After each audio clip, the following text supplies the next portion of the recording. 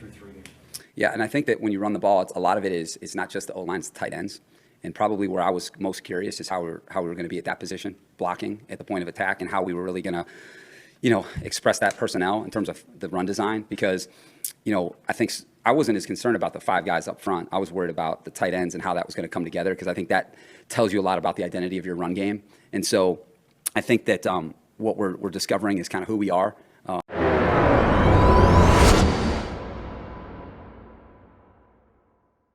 Yo, yeah. Lil Brunson back at you with the back at you, and I am the best reporting on the Eagles. Listen, I understand what's going on. We all knew this already, but this just kind of confirms it. This just confirms it right here. You know what I'm saying? Brandon Staley, one of those guys, one of them guys right now, a real live candidate for Coach of the Year. You know what I'm saying? He turned the Chargers into a team that couldn't really finish games into a team you really got to worry about. He really got them dudes looking good. His speeches and the things that he does in terms of when he's talking the game, how everybody thought McVay was impressive when he talked at press conferences. I think this guy is just as equally impressive, or if not even more impressive. You can ask him anything. You can ask him about John Gruden. He just sounds impressive. The way this guy talks and the way this guy handles himself. And, I like that. Because if he can get me to listen, he damn sure can get some kids 22, 23 years old out of college to listen and buy into something. That's a real head coach right there. That's a real live leader right there. And the Philadelphia Eagles could have had him. We absolutely could have had him. You want to know why? You want to know why we didn't get that done? Because of Howie Roseman. You see, when somebody puts you onto a job or you about to get a new job or something like that, let's use y'all know I'm Lord Analogy. Let's use this analogy real quick. Say you about to let's just say this. You get a job. You know what I'm saying? You got a job. You about to get a new job. Somebody putting the bug in your ear. Listen, you might not want to leave your job for that job. It's not really worth it. This job ain't good. That's one thing. Then you get somebody who actually, worked there and had the bad and got a horror story to tell you. That's another thing. You don't think Doug Peterson telling the horror stories? Chip Kelly tried. Nobody listened. Nobody took Chip serious. But you're going to take Doug serious.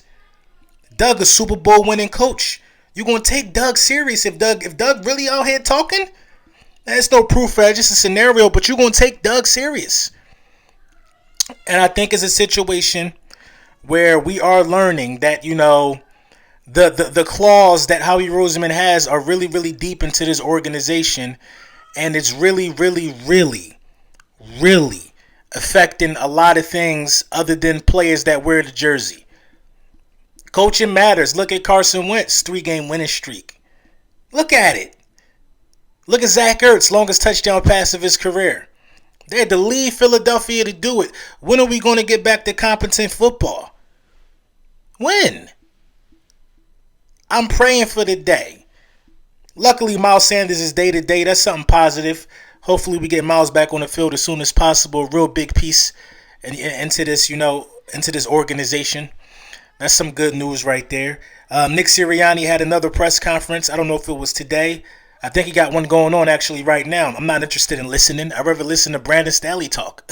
But Nick Sirianni's having a press conference. He talks about him not looking at the defensive game. The defense, he just peeks his head in to see what the game plan is for the week. Basically, he threw them under the bus. That's their game plan. That's why they look so bad. That ain't got nothing to do with me. But you the head coach. What do you think Andy Reid does? Andy Reid don't call plays like that. What do you think he does? Make sure the offense is right and make sure the defense is right. Yeah, he may be more interested in the offense because he's an offensive guy. But come on, man. Y'all know the game.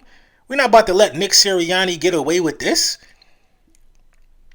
We're not about to let him get away with this. I'm not about to let him get away with this. There's no way in the world he could develop any young quarterback. You draft somebody, you trade for him, whatever you do. Nick Sirianni is not going to be able to develop any quarterback. You got to already be a perfect quarterback. A perfect quarterback. You know how many times the Eagles done bailed out their coach this year? We bailed him out in Carolina. Bailed him out in Carolina. You know what I'm saying? Yeah, my daughter know. We bailed him out in Carolina. It's crazy.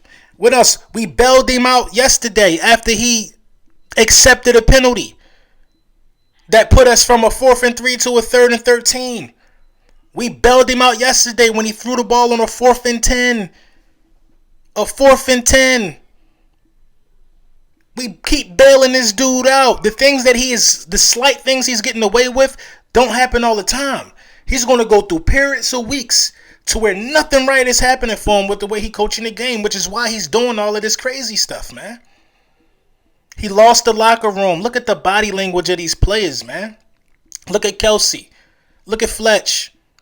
Look at Ertz before he left. Look at the body language of these guys. Look at Devontae Smith. He's only been here for 7 games. 7 games. And he already don't look like himself. He don't look like much of anything. So can I really be mad at guys like Jalen Reagor, who never going to show us nothing more than what we see? Look at the coaches that's behind these young players, man. Nobody with a brain cell wants to come here. It's not a coincidence we got Nick Sirianni. People don't want to come because of Howie Roseman. When is Jeffrey Lurie going to adopt the testicular fortitude to just cut that relationship off? Hire him under the table. Don't hire him under the table. Make him a consultant to the GM. Still keep him around. That's your man. I get it, Howie. But this your business.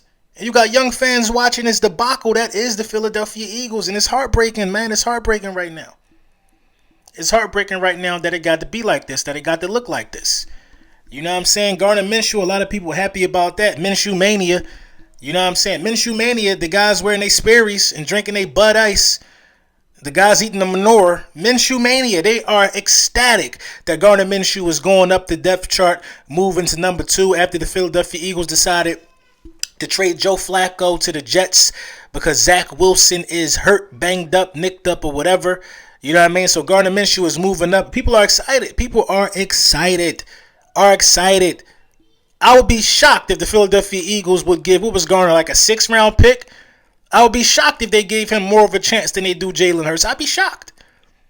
I just don't see Howie Roseman in a perfect world giving up on his 2nd round pick this easy. He didn't do it with Mac Hollins. You know what I'm saying? Yeah, but the quarterback position isn't. Listen, I feel like they gave up on Hurts already. I feel like they are sowing the seeds right now. The moves that are being made are the moves that's saying we are giving up. You see the reports coming out now that we're going to either pursue a veteran or we're going to be drafting a quarterback with one of these picks in the 1st round.